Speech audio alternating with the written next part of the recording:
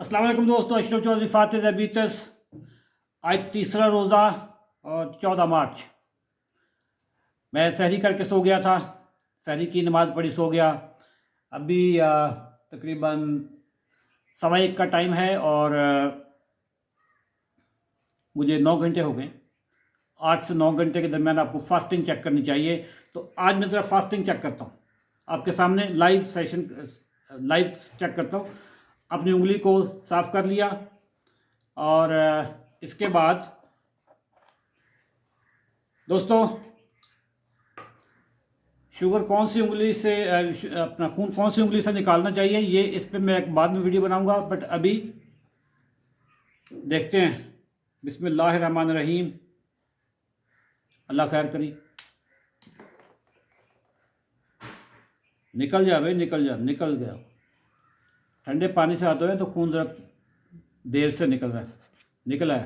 बिस्मिल्लाह।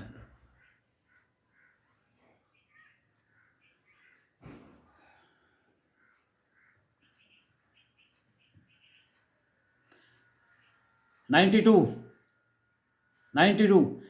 ये 92 फास्टिंग उस बंदे की है जिसने 18 साल गोलियां खाई और 2 साल से बगैर गोलियों के शुगर कंट्रोल कर रहे हैं।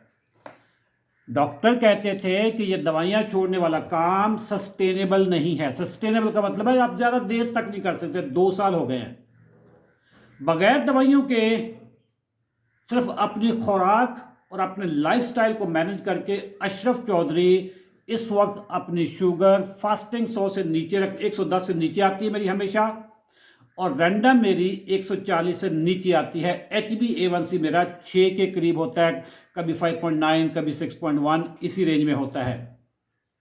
लेडीज एंड जेंटलमैन, आप दवाइयां छोड़कर शुगर कंट्रोल कर सकते हैं। अगर आप नहीं कर रहे, आप शुगर माफिया के हाथों जलील हो रहे हैं। 92 शुगर कैसी है? और आप अगर शुगर के ऊपर कोई भी कमेंट लिखेंगे, नीचे कमेंट सेक्शन में कुछ भी लिखें, हम उस पर आपको वीडियो बना, जिस चीज़ पे आप चाहते हैं कि आप वीडियो बनाएं तो आप कमेंट सेक्शन में लिखें।